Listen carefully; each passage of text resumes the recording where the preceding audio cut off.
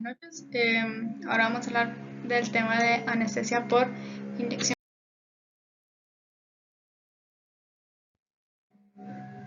Vamos a hablar acerca del daño iatrogénico y largo axial que se puede producir. Estas complicaciones ocurren por falta de conocimiento de las relaciones anatómicas de la órbita.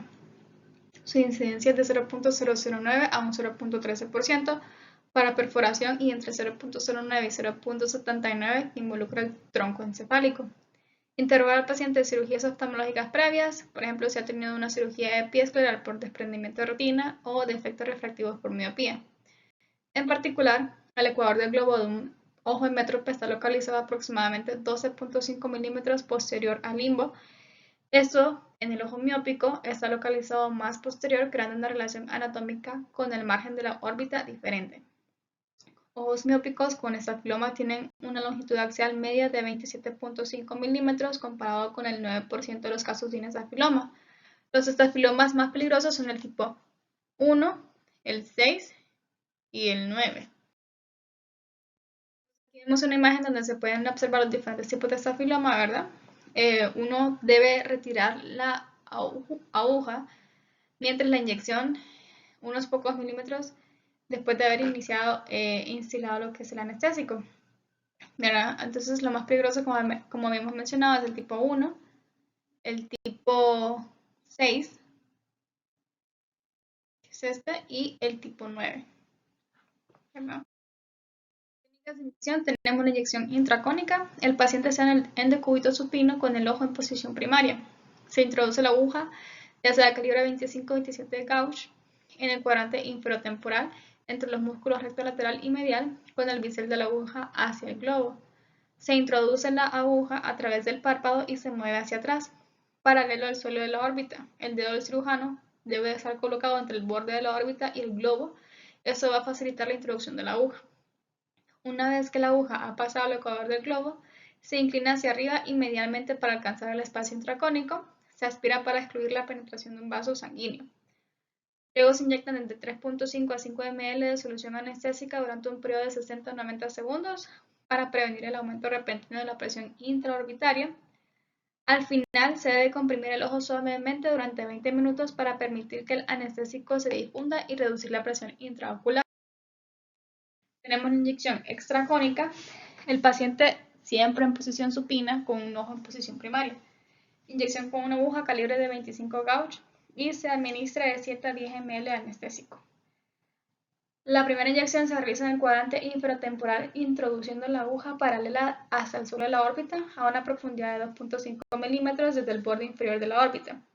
La segunda inyección se realiza en el cuadrante supraonasal en el margen del músculo recto superior. El ojo se vuelve a comprimir suavemente durante aproximadamente 20 minutos. Entonces aquí vemos una imagen donde se observan los tipos de inyecciones, ¿verdad? Tanto intracónica como extracónica. La imagen muestra la posición de la punta de la aguja, ¿verdad? Al momento de la inserción en el cuadrante inferotemporal, con el bisel de la aguja hacia arriba. También tenemos de la inyección intracónica, que el dedo del cirujano es colocado entre el borde, en el reborde orbitario y el globo para mover el globo hacia arriba y evitar la perforación, ¿verdad? Y la aguja se inclina aproximadamente 10 grados con respecto al plano corneal, avanzando y eventualmente también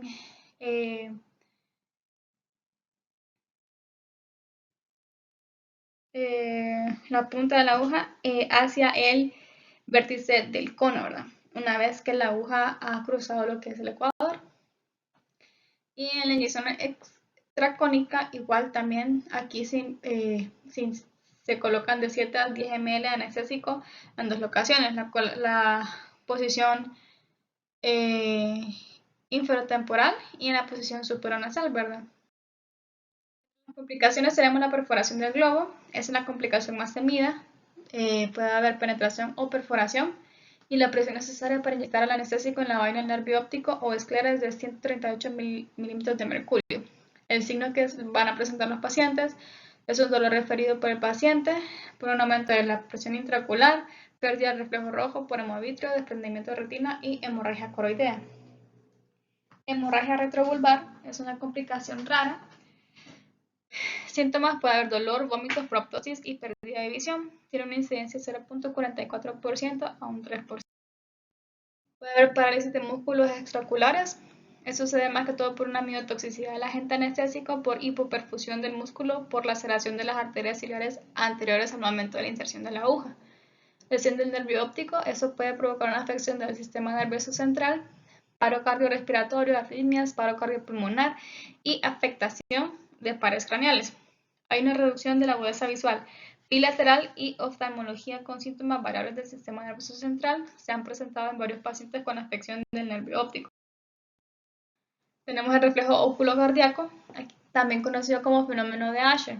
Eso es disminución del pulso seguido de una tracción de los músculos extraoculares y compresión del globo.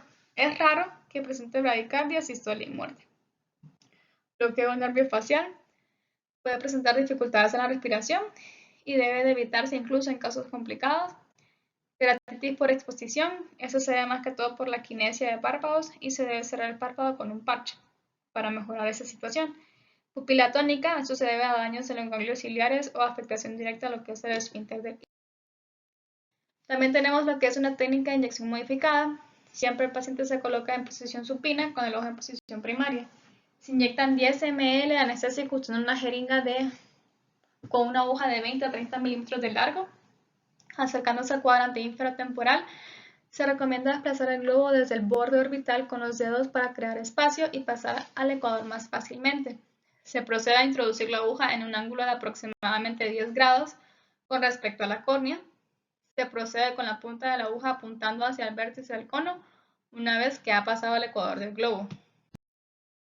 Algunos tips, ¿verdad? Tenemos discutir la cirugía con el paciente y pedir por ayuda en la mirada en posición primaria. Usar una aguja no mayor a 30 milímetros.